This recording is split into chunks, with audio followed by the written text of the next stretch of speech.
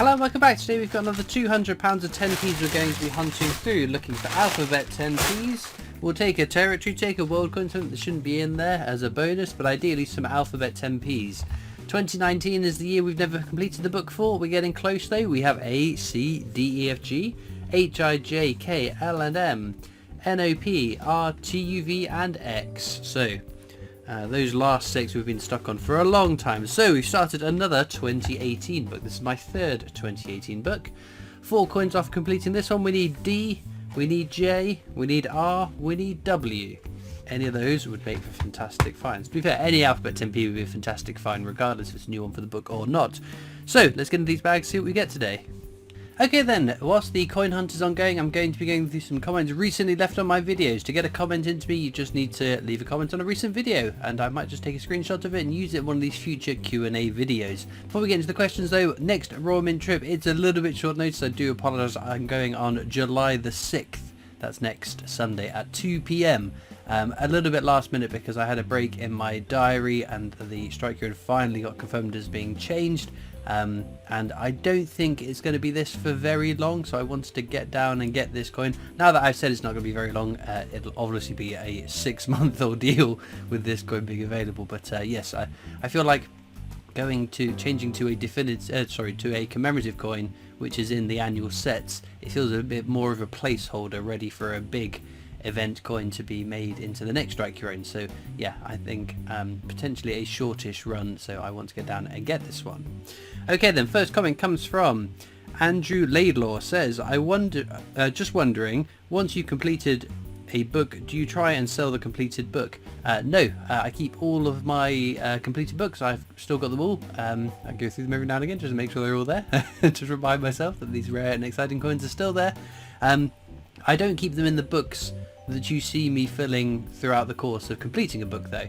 So those books are great for sort of medium term storage. They're great for the videos, it's a nice sort of visual, but they do have PVC in it, so for permanent storage, indefinite storage, I move them into coin flips and then into these plastic sheets which hold coin flips, so a little bit different, but yes, I think overall it's a better way of storing them permanently rather than the medium term with the books that I use. That's the only change, but no, got them all still.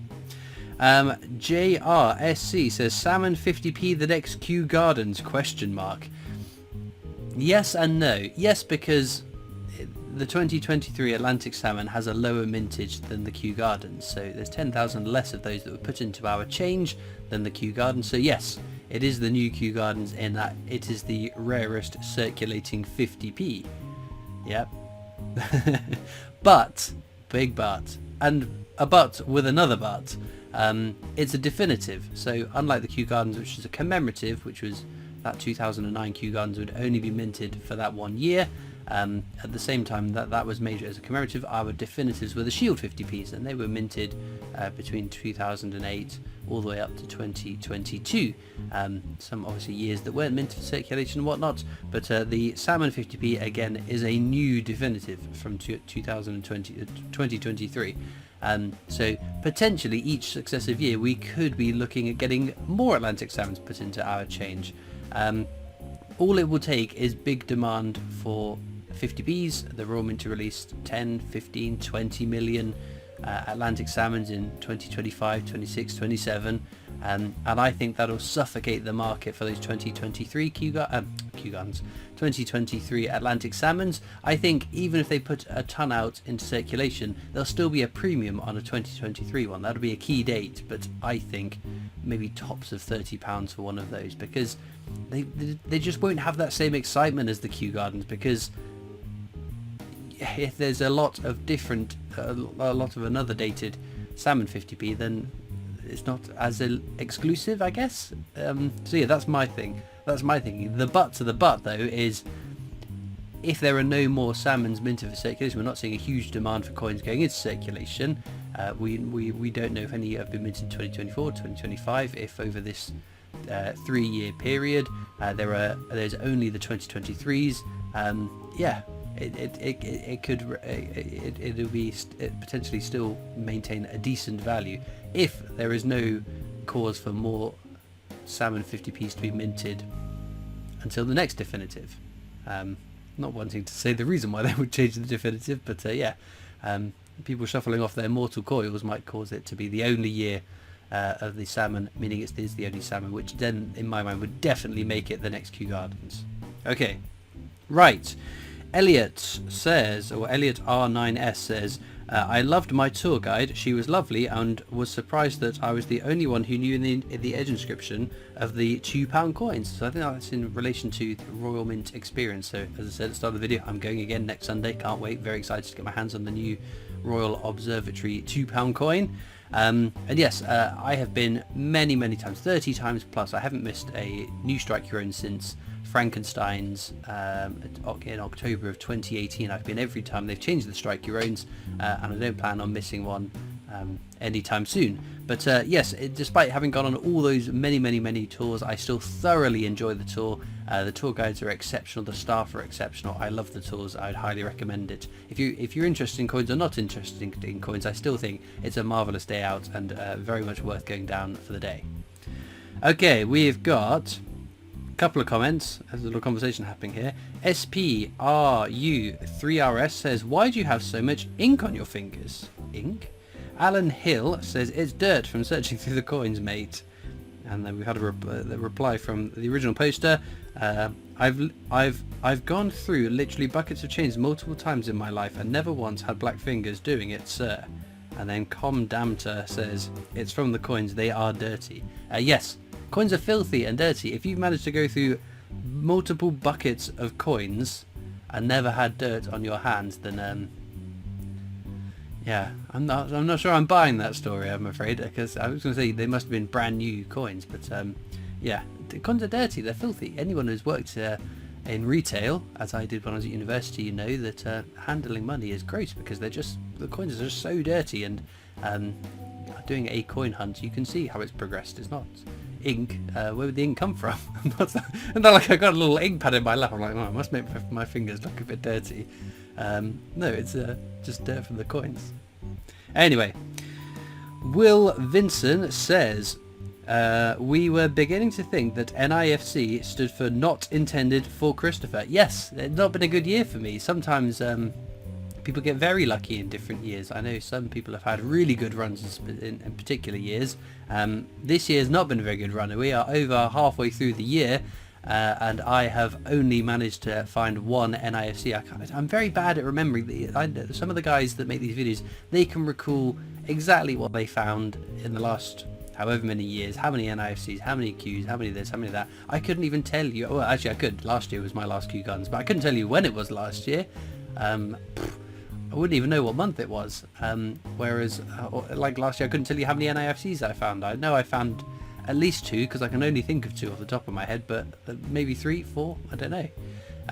But yeah, this year has not been a very good start for me in terms of finding NIFCs, but you never know. We just need to get to wait for our luck to change and then have a little run of them towards the end of the year, maybe. But or maybe just this year's a bit of a write-off, and next year we'll get more luck with the NIFCs. But they are quite exciting when they do turn up, so definitely worth looking out for.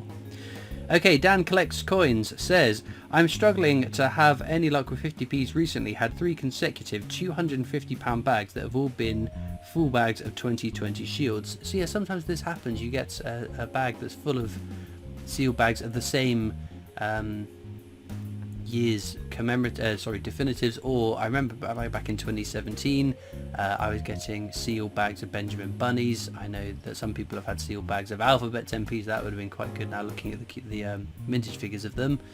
Most recently, I think it must have been, I had sealed bags of Great Fire of London and Navy Centenaries.